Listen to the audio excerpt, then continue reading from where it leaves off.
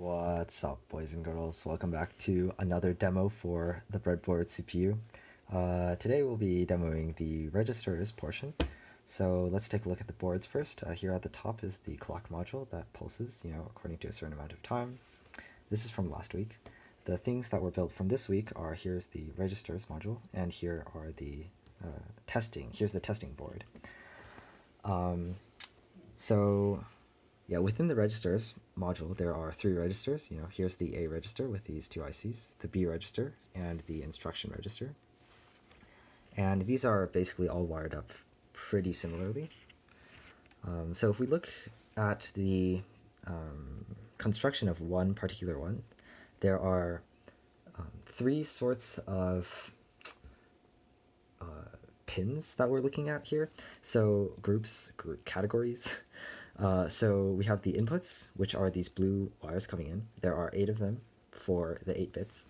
And then these green wires coming out, these are the outputs. So again, 8-bit outputs.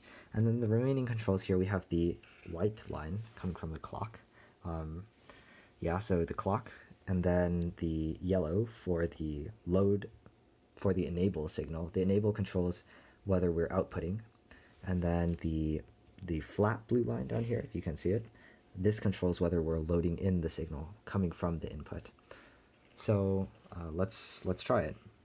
Okay, so right now what we have here is, okay, so if we wire up the load, this is the opposite of the load signal. So if we wire it to high, then it's not loading. So if we try flicking these switches, it gets to see the input, but it's not changing because we've disabled loading. However, if we enable loading by setting this not load pin to low, then you can see it's the values on the switch high on positions 1, 3, 4, and 5 are getting reflected here, 1, 3, 4, and 5. So what's happening is that these signals, this is a 1, 0, 1, 1, 1, 0, 0, 0, these are being passed onto the register, being loaded in, and then it's getting outputted onto these LEDs down here.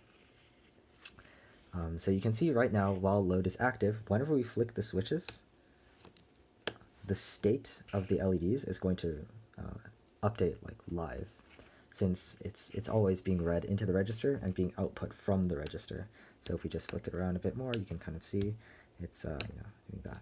And if we set it to be, if we set load to low by setting this not load wire to be high, so now we've set not load to high, then if we do something, it's not going to reflect it anymore. So yeah, no matter what we change, it's not updating.